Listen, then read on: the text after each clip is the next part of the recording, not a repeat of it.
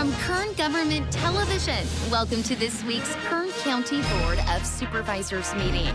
Originating from the County Administrative Center, located at 1115 Truxton Avenue in Bakersfield, California. Grounded in ideas, energy, and innovation, Kern County's vision is to be a driving force for the world's fifth largest economy. And our mission is to exceed expectations of the communities we serve, changing the way they feel about government, those who manage it, and the services it provides. Today's Kern County Board of Supervisors meeting will convene momentarily.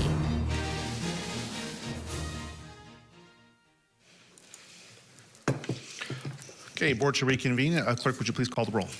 Supervisor Peters. Here. Supervisor Scribner. Here. Supervisor Flores. Here. Supervisor Couch. Here. Supervisor Perez. Here.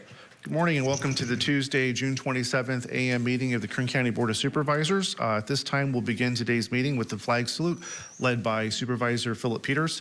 Following the Pledge of Allegiance, please remain standing for a moment of prayer, silence, or meditation, whatever you prefer. Salute. Pledge. Pledge allegiance to the flag of the United States of America and to the republic for which it stands, one nation under God, indivisible, with liberty and justice for all.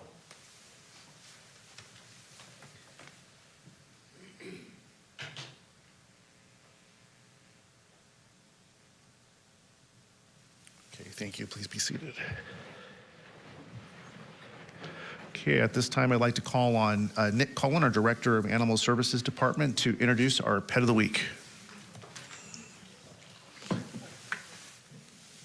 morning, Nick. Who do we have today? Good morning, Chairman Flores, members of the board. I brought with me this morning Bailey. Bailey, she's a young dog. She's only a couple years old. She's a Chihuahua healer mix.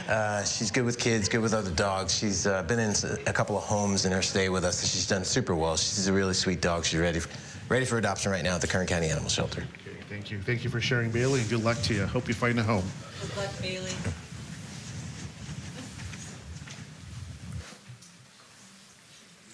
Okay, at this time, we'll begin consideration of the consent agenda. Agendas are located at the back of the room for anyone wishing to follow along.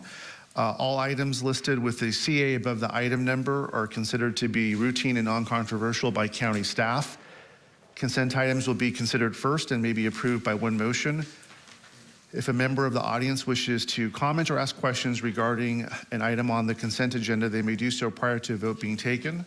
A member of the board may remove any item from the consent agenda, and it will be considered in listed sequence with an opportunity for any member of the public to address the board concerning the item before action is taken. A member of the public may also comment on any closed session item. At this time, I will read the consent agenda items. Okay, beginning on page 2, items 2 and 3, items 6 and 7. On page 3, items 8 through 13. On page 4, items 14 through 21. Page 5, items 22 through 24, and items 27 and 28. And page 6, items 29 through 36. On page 7, items 37 through 45. And on page 8, items 46 and 47. Okay, is there any member of the public that would like to comment on any of the consent agenda items? Now is the time. Okay, seeing none, I'll bring it back to the board for action. Motion on consent. Second. Okay, I have a motion and second. Members, cast your vote. The motion is approved. All ayes. Thank you. Okay, that brings us to item number 1 under resolutions and proclamations. We have a proclamation for July 2023 as Books in Motion, a summer dance and literacy program, and Supervisor Peters will be making the presentation. Thank you, Chairman. I'll make a motion to approve. Second. Okay, motion second. Members, cast your vote. Motion is approved. All ayes.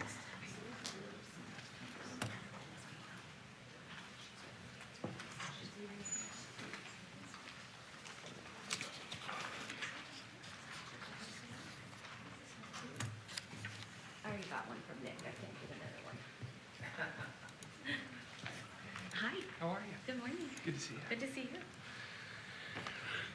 Good morning, Chairman and members of the board. It's my honor to present the certificate today proclaiming July 2023 as Books in Motion, which is a summer dance and literacy program that's presented by the Kern County Libraries. This is one of a few different summer programs that they have with a lot of local sponsors. They're doing some outstanding things over at the library to get the community engaged, to bring kids out, to get people interested in coming to our libraries. I know I'm really excited to come and be a guest reader here in a couple weeks. I'll just go ahead and read the proclamation for you guys. The Board of Supervisors of the County of Kern, State of California, has officially proclaimed July 2023 as Books in Motion, a summer dance and literacy program in Kern County. And this recognition has been entered into the official board minutes and signed by our Honorable Chairman, Jeff Flores. I'll go ahead and turn it over to you, Andy. Thank you. Come on, guys. Good morning, Chairman Flores, members of the board. Thank you for allowing us this opportunity on the first budget discussions for next fiscal year. I thought we needed some joy infused into those discussions. So here we are today to talk about our Books in Motion programs, which have been going on for 6 years. This is our 7th year. It's in partnership with Kern Dance Alliance and Kern Literacy Council, and of course your library department. We have probably over 8,000 kids that we've reached over that 6-year partnership, and over 4,500 books that have been given away to build home libraries. So we have a few people speaking today, and I'm gonna hand it over to my staff, Genevieve, to talk a little bit more about what's going on in the libraries with the Books in Motion.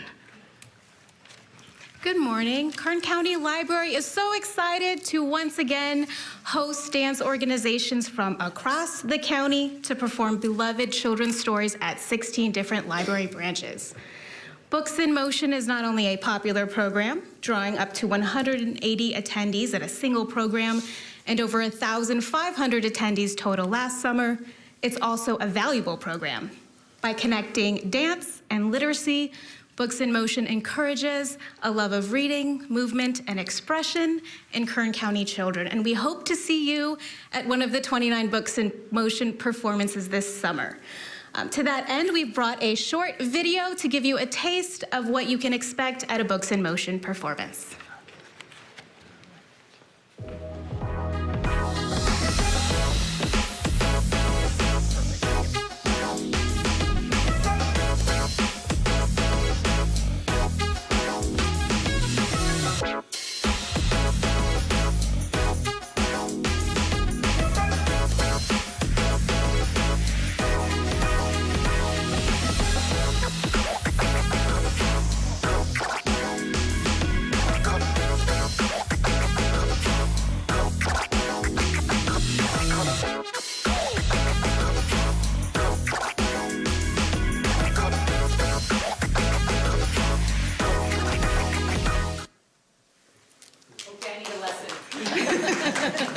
I was gonna say, if I bring the hula, will you guys dance? Okay, I'm gonna hand it over to Andrea Hansen from the Kern Dance Literacy.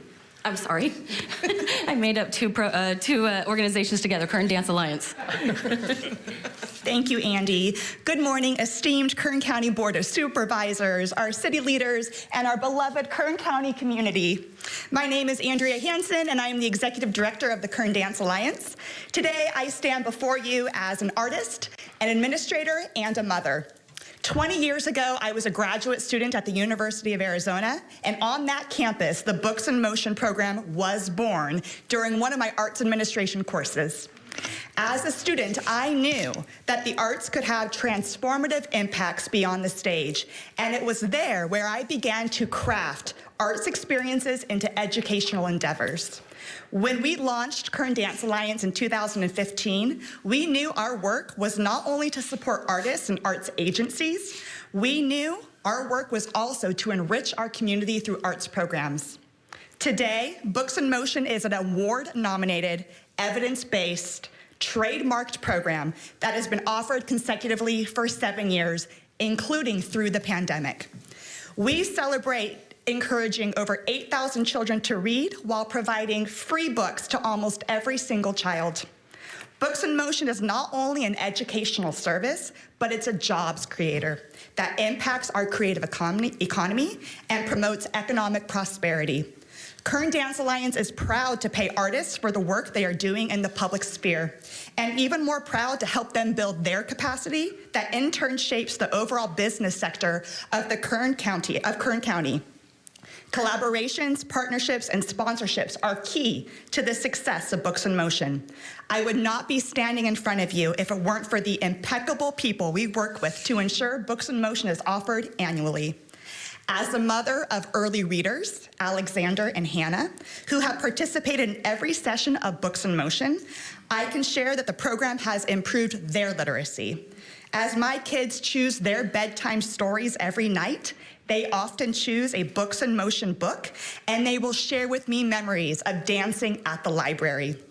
I smile internally because I know not only have my kids been impacted by Books in Motion, but so have several thousands more throughout our county.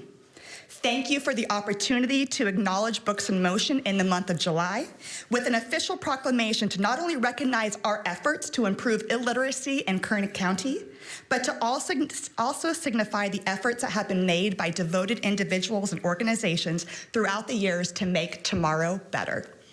Thank you for the opportunity to speak. I wish you a wonderful and artful day. Thank you.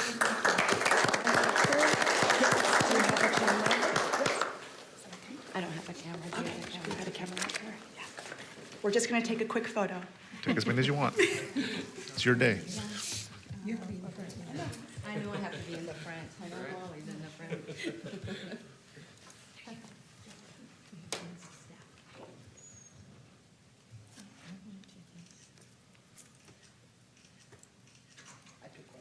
Thank you. Thank you. Okay, moving on to public presentations. This portion of the meeting is reserved for persons to address the board on any matter not on this agenda, but under the jurisdiction of the board. Board members may respond briefly to statements made or questions posed. They may ask a question for clarification, make a referral to staff for factual information, or request staff to report back to the board at a later meeting. Also, the board may take action to direct staff to place a matter of business on a future agenda. Speakers are limited to 2 minutes. Please state and spell your name before making your presentation. Thank you. Any speakers, come on down.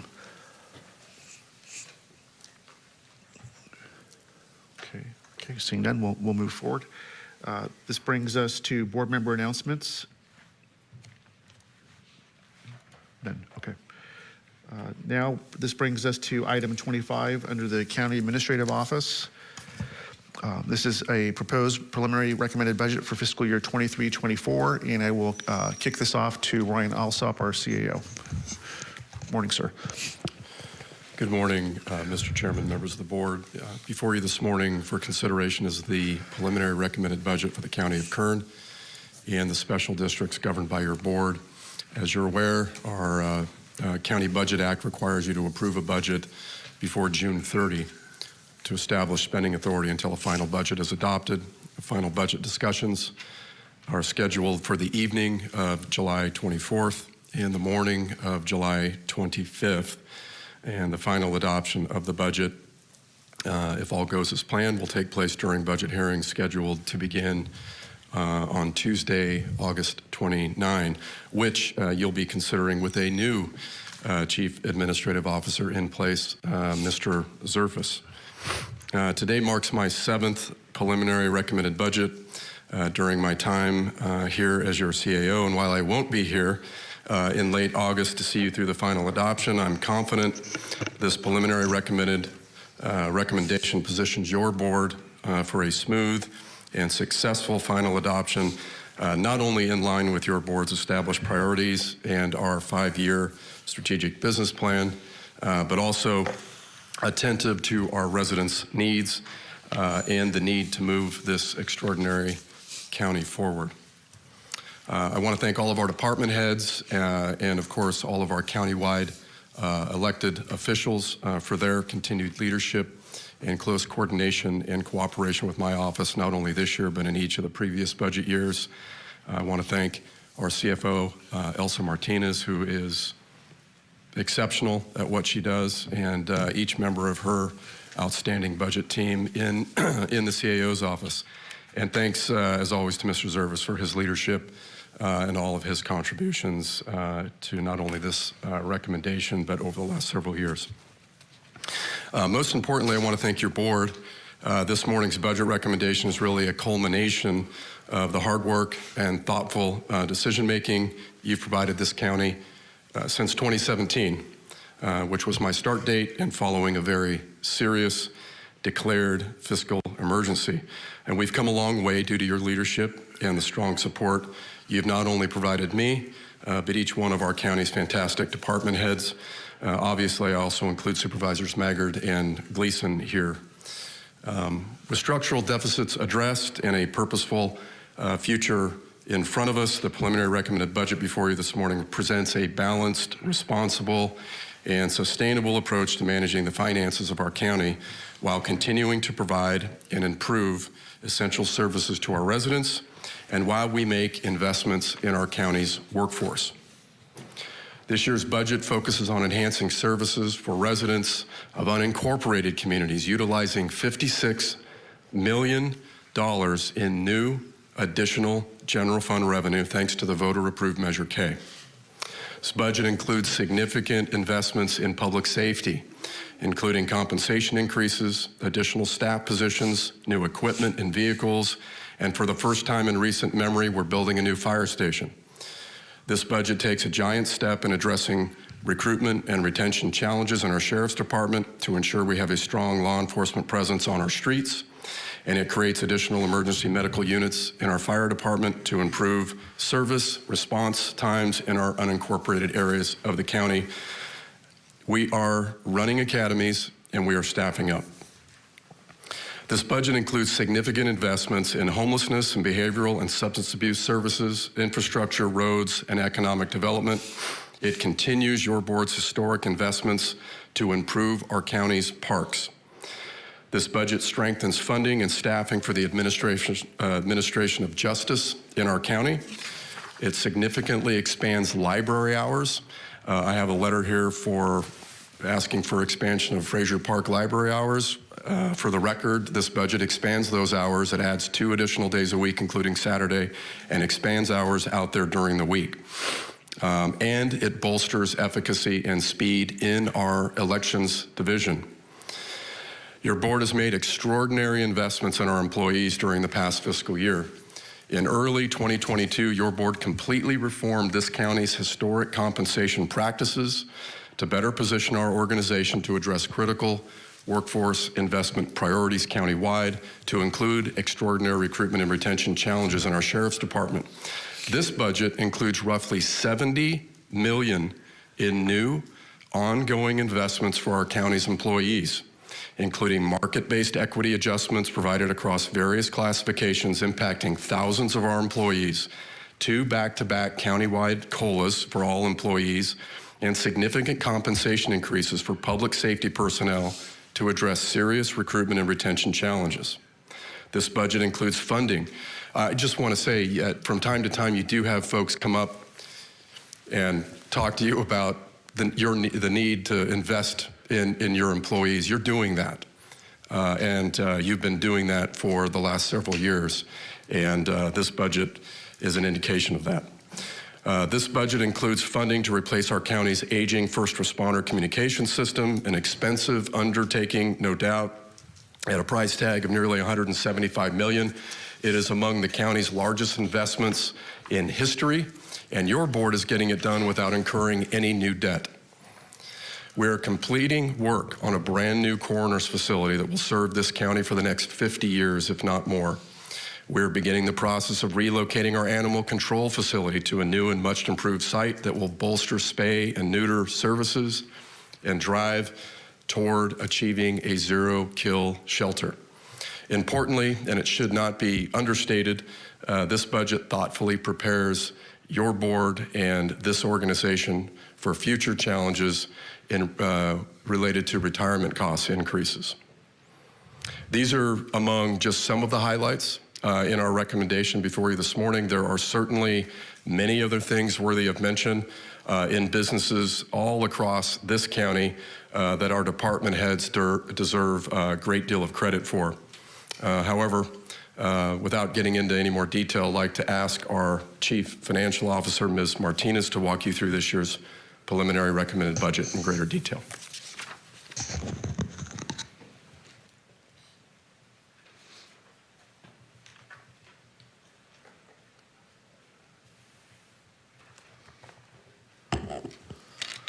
Good morning, Mr. Chairman and members of the board. We are pleased to present you with a balanced preliminary recommended budget for fiscal year 23-24. Today is the first of 4 public meetings to discuss the county budget. The preliminary document before you today is not intended to be modified, as it is a temporary budget until budget hearings are held and a final budget is adopted in August. Our office will incorporate any board direction received today in the final budget in August, and the budget will also be revised before budget hearings to account for the fiscal year 22-23 year-end fund balances and the assessor's final assessment roll.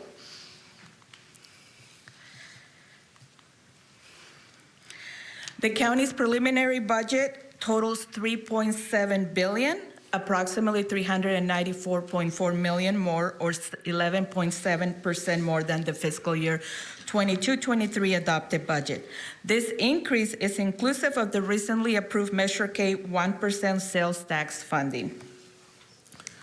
So where did the growth come from? We had $254 million increase in state, federal, and outside sources for specific programs. Sales tax and other taxes are also increasing, including the estimated $50.6 million of Measure K funding. This category is increasing a total of $68.6 million.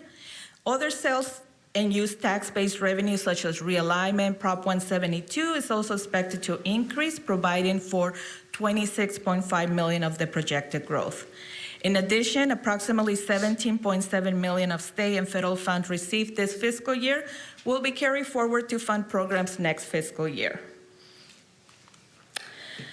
The increase in the general fund of $121.4 million includes, as Mr. Alsop noted, significant investments. Just to mention a few, we have cybersecurity investments, parks operation, cost increases for utilities, the increase in realignment funding that will be transferred to the Department of Human Services, the cost of salary adjustment for hard to recruit and retain classifications, and the 4% cost of living adjustment approved for all our workforce. Of significance is the investment in our elections division. $2.6 million is included within the Elections Division budget for several organizational improvements, including the addition of an assistant register of voters, website improvements, and the purchase of several capital assets. Also included in appropriations for contingencies is $1.5 million for a new ballot sorter machine and cameras to further secure ballot drop boxes locations throughout the county. The goal of these improved investments is to enhance efficiency and transparency of our elections. In addition, the preliminary budget allocates Measure K resources to enhance services to unincorporated Kern. I will present those investments later in the presentation.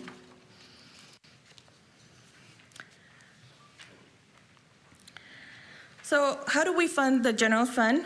Well, our discretionary revenue includes locally generated property tax-related revenue, as well as sales and use taxes.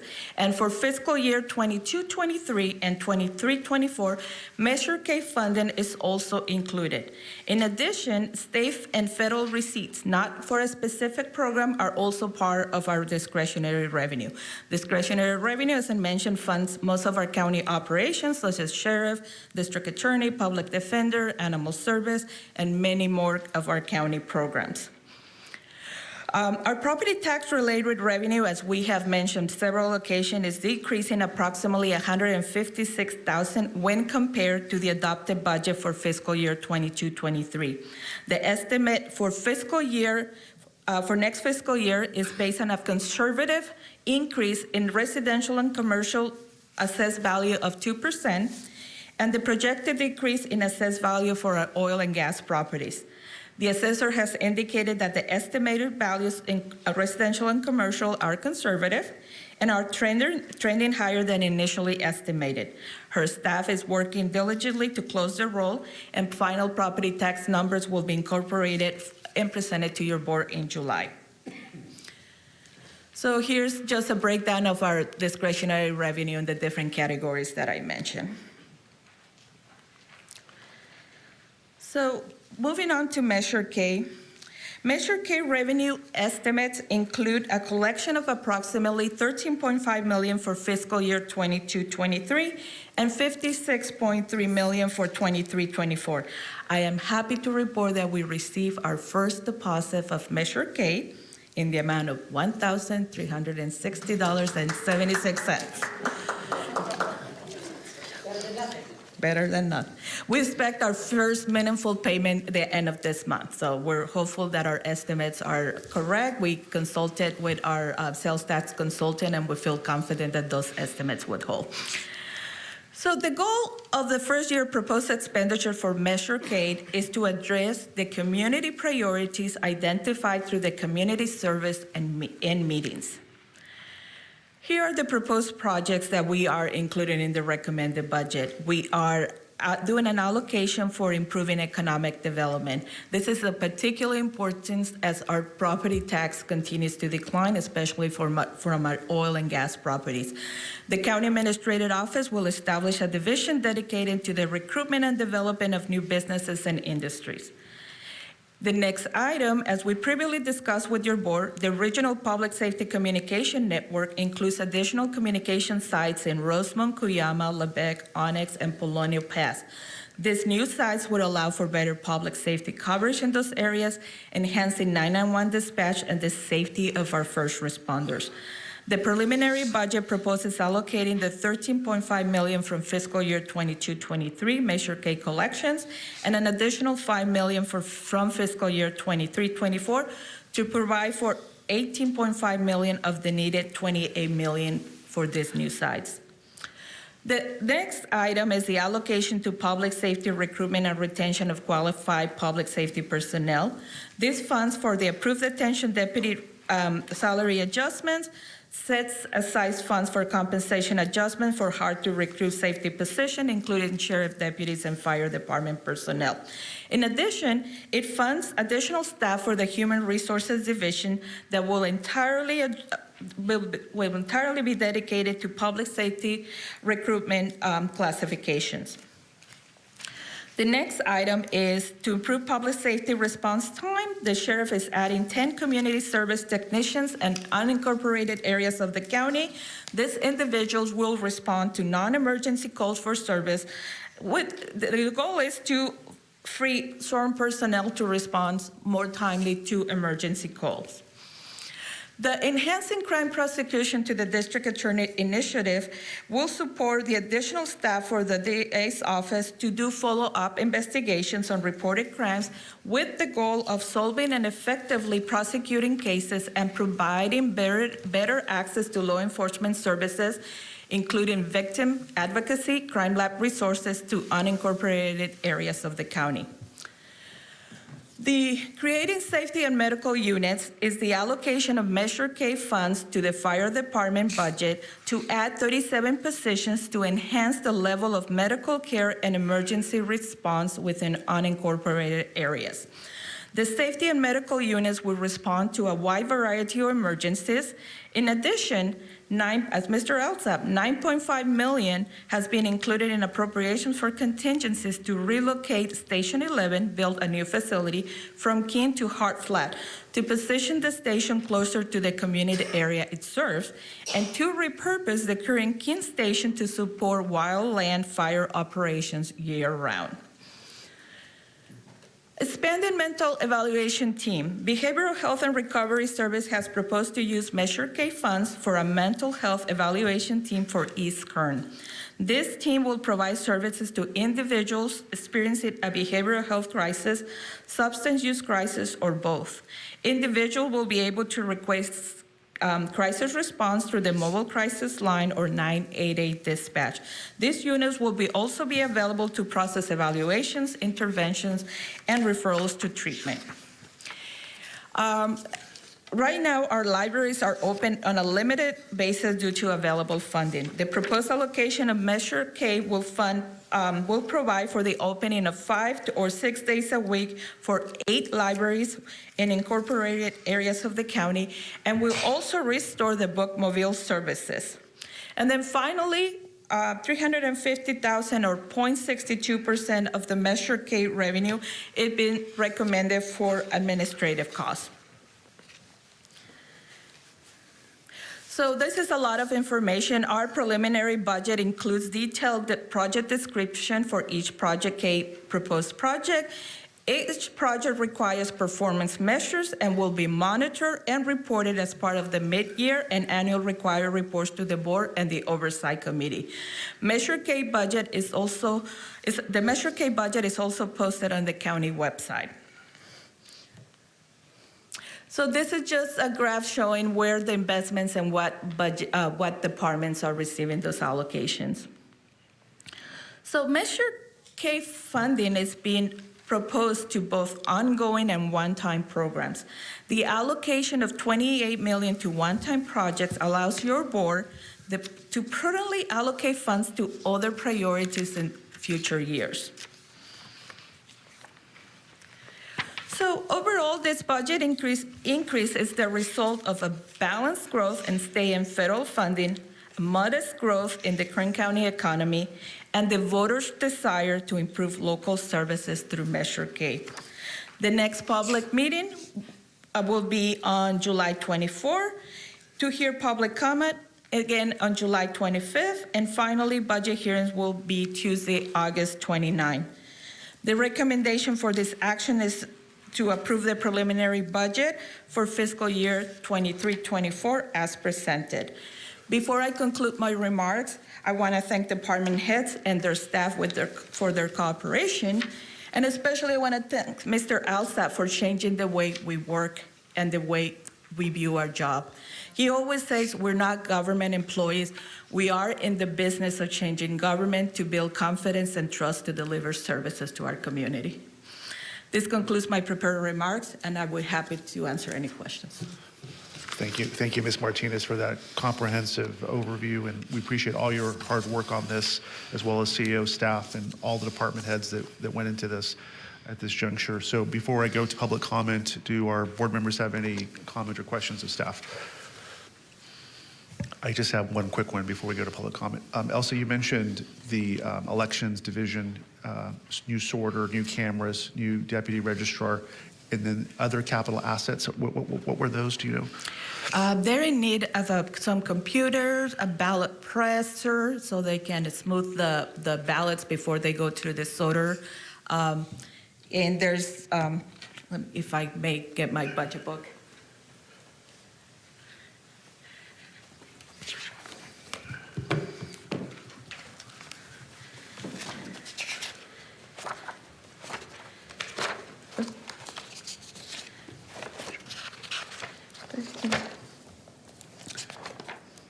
So it's page 101 of your budget book, in case you want to see. Thank you. So it will include the addition of 4 positions. One of them is being the assistant register of voters that will be dedicated to assist in planning and oversight of the complex election process. We are adding equipment to upgrade the tap fold machine, ballot press, some computers, and then some security investment within the elections area. Thank you. Very welcome, so thank you for that explanation. Supervisor Peters. Thank you, Chairman. I know this Measure K Citizens Oversight Committee has met a couple times. Have they been able to provide comments on this, or does it go back to their committee afterwards? Or? Supervisor Peters, to the chair, the Oversight Committee met. They review the proposed allocations, and we have a good discussion with the committee. They do not need to go back to the committee. They're in front of your board for your approval. We will go back to the Oversight Committee with the reports that we're required as part of this the ballot language. Okay, thank you. Thank you. Supervisor Perez. Chairman, thank you so much. This is so extraordinary, Elsa. In my tenure on this board, we have not been in a position to do such a thing. And that's a dozen years. And so that goes by fast, but boy, has the world changed with Measure K.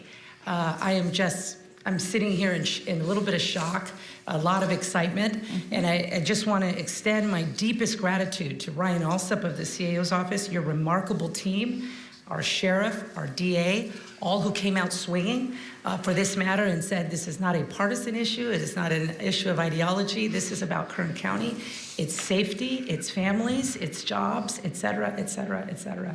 And Kern County responded. So I'm really excited about this. Thank you for the work that you've done to the Measure K folks. That's a great question, Supervisor Peters. And these matters are being fleshed out as well. But so many needs of Kern County in an unprecedented way are being met. And my heart is full. I appreciate you, Elsa. That's all, Chair. Thank you. Thank you, Ms. Martinez. Okay, this time we'll move to public comment. Anyone wishing to speak on the preliminary budget, please come forward.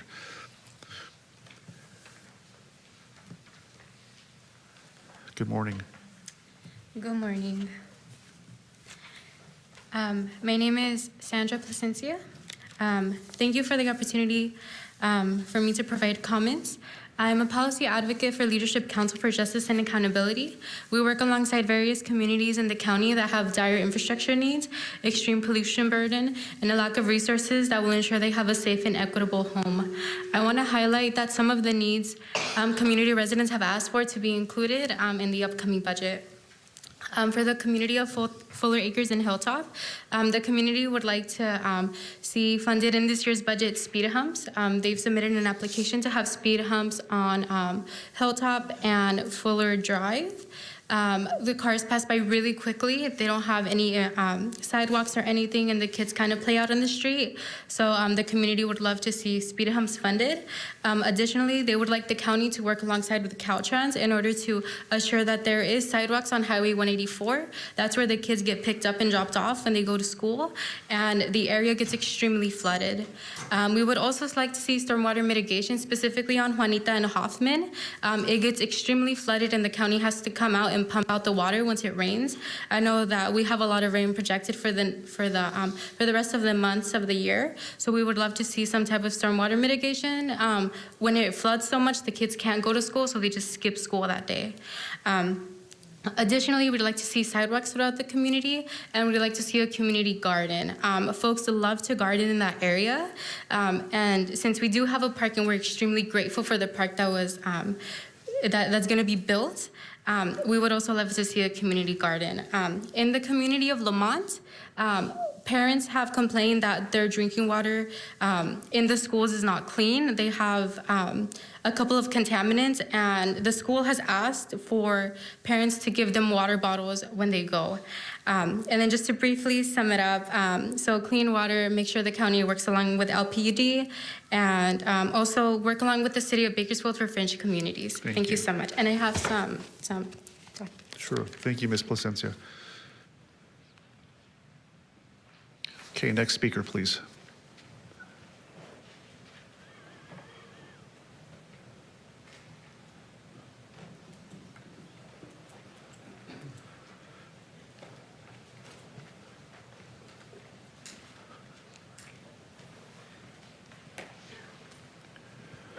Good morning. Good morning, Chairman. My name is Roberto Gonzalez from the Community Progreso de Lamont, and I want to say thank you for the improvements in Lamont. But there is a few streets left to be fixed, and I want to remind you guys to include in the budget. Thank you. Thank you. Thank you. Next speaker. Hello, good morning to you all. My name is Marcela Macias Sanchez, and I am here in regards to a community in Delano. It's the address in San Jose Avenue. We are currently battling the electricity with Edison. They would like to see plans if there's going to be any pavement so that they could start the process on putting light poles. We had a meeting with Mr. Couch And we would just like to see if you guys had any news on that street. And that'll be it. Okay, thank you. Thank you. Thank you, Ms. Sanchez. Can I interject Yeah, right Supervisor there? Couch, please do. Because I noticed Mr. Alsop and Mr. Zervis looked at each other, perked up a little bit at that, because I know you've been involved with that and been out there.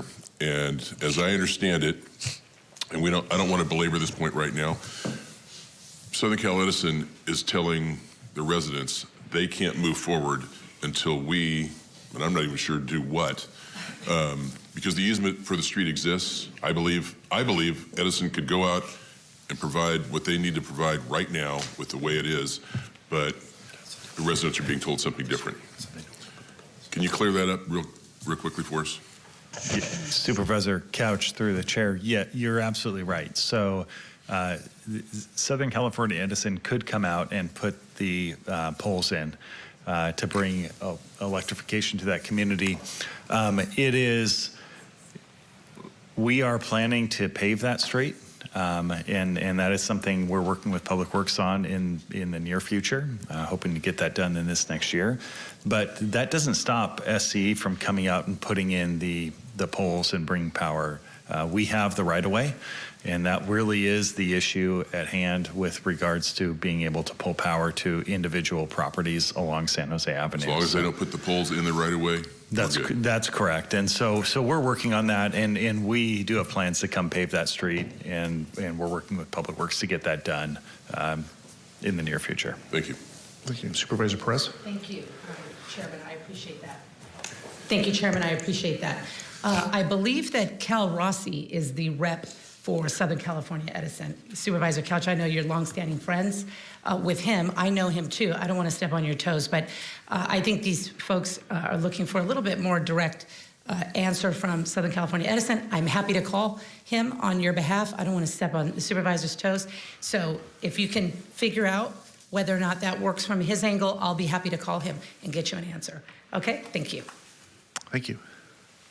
Please proceed. Okay, my name is Refugio Valencia, and I am a community organizer for Center on Race, Poverty, and the Environment, CRPE. I want to talk about the La Colonia project. A few weeks ago, we have a meeting with Mr. Supervisor David Couch and with Ryan also.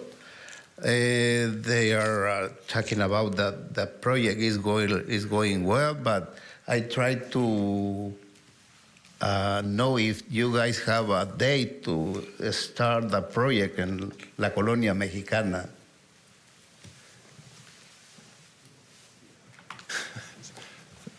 Thank you, Supervisor, well, through the chair. Yes, I don't have the exact date, but it is that project, the new park in La Colonia, is in our budget. It's funded, recommended for funding this year, and we will be starting, before the end of the calendar year. So that's the plan. It's been held up a little bit because of the ownership on some of those properties has been a little bit complicated because of the water district owned a parcel out there. So it's taken a little longer than expected, but we are going to get that done, and that's going to happen this year. Okay. Yeah. So, thank you. Thank you. Okay, next speaker, please. Good morning. Gustavo Aguirre with Center on Race, Poverty, and Environment, and I have some updated list of priorities, community priorities. And we have some changes based on the meetings we had with Mr. David Couch and Ryan Alsop and his team, including one of the things that we added is, asking for the supervisors to ensure that the county departments have enough resources to implement the already approved projects. We know, we are thankful that there are a lot of funded projects already, but we want to be sure that the agencies responsible for that have the resources to do that. We also added one project that Supervisor Couch wants to move forward, which is the bike paths. We included on that. The rest is basically the same as the one that we provided to your board in May. And I think it's great to hear, the new resources that are coming through to Measure K, and we hope that, because I think in the past we have been saying, that safety not only comes from police and law enforcement, but also, investing in parks, good streets, with lights, sidewalks, and everything. So our hope is that, with this new income for the county, there will be more resources available for complete streets and parks. And also, I think in our meeting with Mr. Alsop, we heard that there is some funding already on economic opportunity funding for Lamont. So if you can take a look at that and see how much you can invest in the priorities that community presented, that will be great. So we encourage you to please take a look on that list. And as always, we are here to collaborate in any way possible to move things for the investment of the communities. Thank you. Thank you. Thank you, Mr. Aguirre. Next speaker, please. Ready? Last call. Okay. I'll bring it back to the board for final Supervisor Scrivener. Thank you, Mr. Chairman. I want to congratulate staff and thank them for not only the presentation, which I think provides an excellent overview of the priorities that have been the priorities that are in this budget that have been priorities of the board. Absolutely, the Measure K funding is something that is going to allow us to enhance our public safety response, which I think is primarily what the voters wanted when they approved Measure K, as well as some quality of life enhancements like expanded library hours. I want to talk about just briefly a priority that I know a lot of us have, and that is expanding the ability for us to incarcerate misdemeanants in our jail.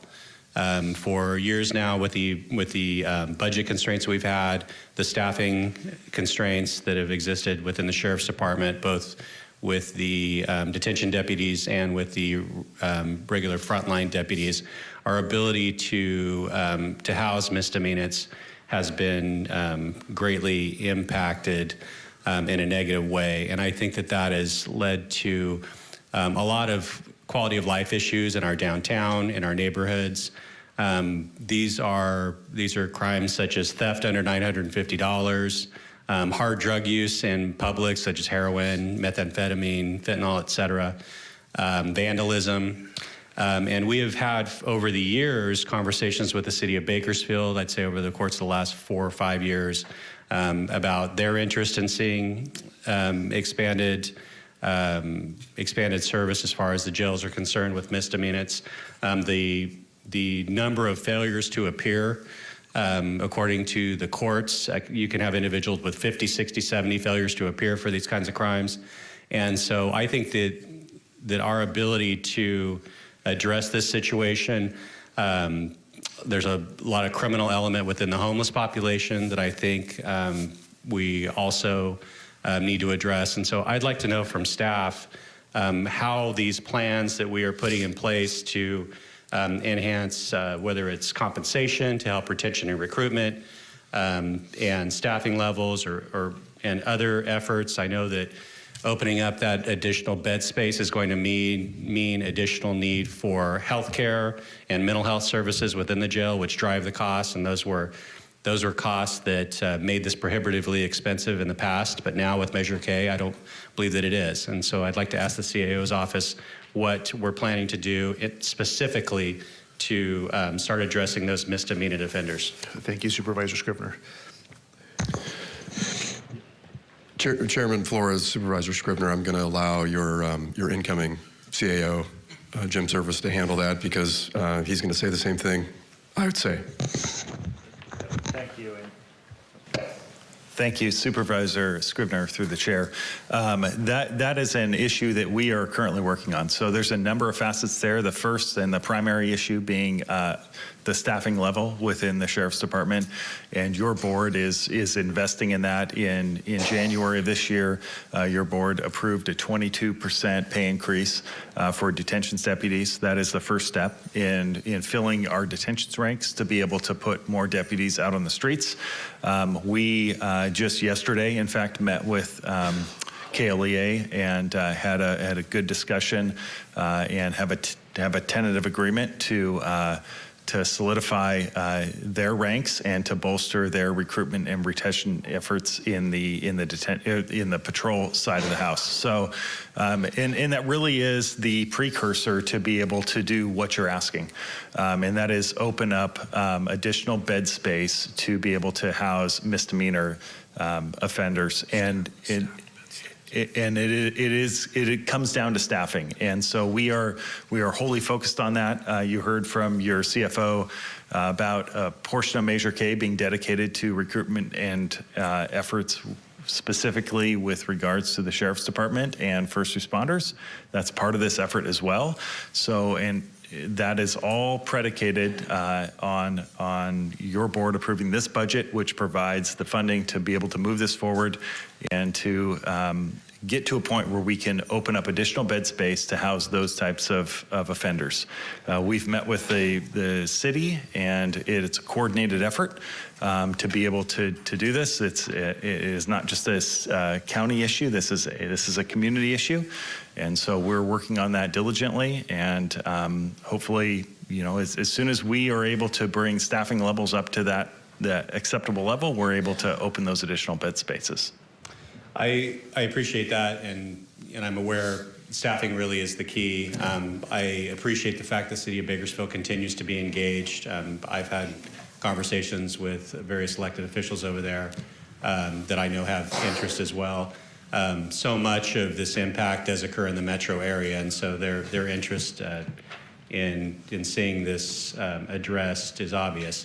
I would like to ask staff to keep us posted periodically on our progress as far as getting that bed space open. I think it's a critical quality of life component for us here in the county that I think the public will very much see an improvement if we're able to accomplish that. So thank you. Thank you. Supervisor Couch. Thank you. Also, could I ask you just a brief question? It's not as detailed as that, but I noticed that we have now $50 million in our general fund reserve, which we used to have about 40. I want people to recognize we're not being misers. Our budget this year is a lot bigger than it was when we had in the 40 range, right? And our bond underwriters take a look at what we have in reserves. That's a lot of money, but in relative to our budget and what's flowing through the county, that's not a lot of money. Supervisor Couch, through the chair, you are correct. Our policy requires that we set aside 10% of our discretionary revenue. So with our discretionary revenue growing, we set aside, I increased it to the 50 million. However, you're absolutely correct. That is the research we have that are not dedicated to any specific project, that in case of an economic downturn or unexpected cash flow issues at the state level, we will rely on that source. Typically, governments have 3 months of cash flow in reserves. That equates to $148 million for us. That was my next question. 50 million, it's 1/3 of it. So we're trying to grow that number to prepare us, but we also have to be do it in a way that it doesn't affect community services. So Understood. I appreciate it. Thank you. Thank you, Supervisor Couch. Given that, I'd like to make a motion. You need approval, correct? Motion to approve. Thank you. Second. Okay, motion and second. Members, cast your vote. The motion is approved. All ayes. Thank you. Okay, that brings us to our next item, item number 31. Actually, I am looking at PM, sorry. Getting ahead of myself. Item number 26, CAO This is a request for authorization to establish capital assets for the acquisition of vehicles and other equipment prior to the adoption of the fiscal year budget 2023-24. Mr. Alsop, would you lead this staff presentation? Thank you. Yes, sir, Mr. Chairman. I appreciate that. I'm going to hand this over to Ms. Martinez. Thank you.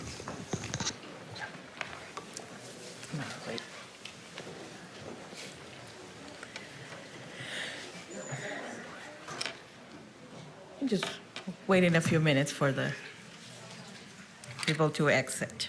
This is not as exciting as the budget, but it's very important.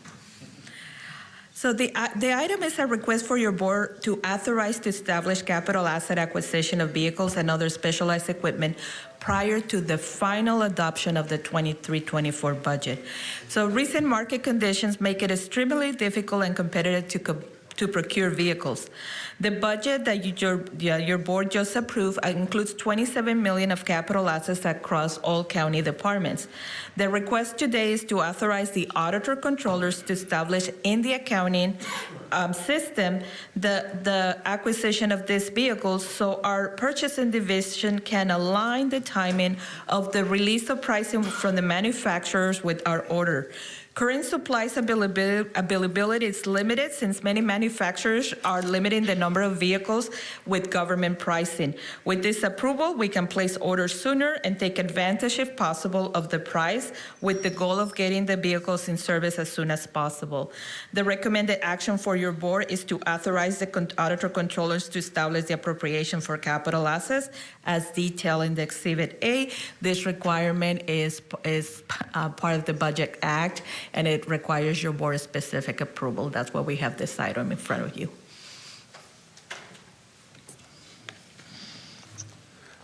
Defer to Vice Chair Scribner if you want to open public comment.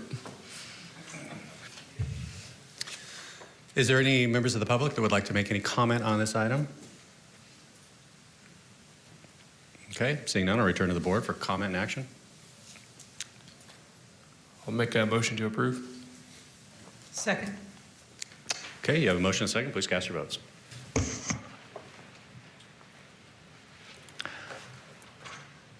The motion is approved. 4 ayes, 1 absent. Chairman Flores. Chairman Flores just walked in. I think he'd probably like to have that counted. Thank you. Okay, hold on one moment. Sorry about that.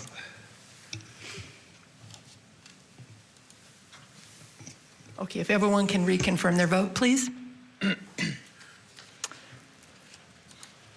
And the motion is approved. All ayes. Thank you. Okay, having no more items to consider in open session, I'll entertain a motion to adjourn to closed session to consider county administrative office items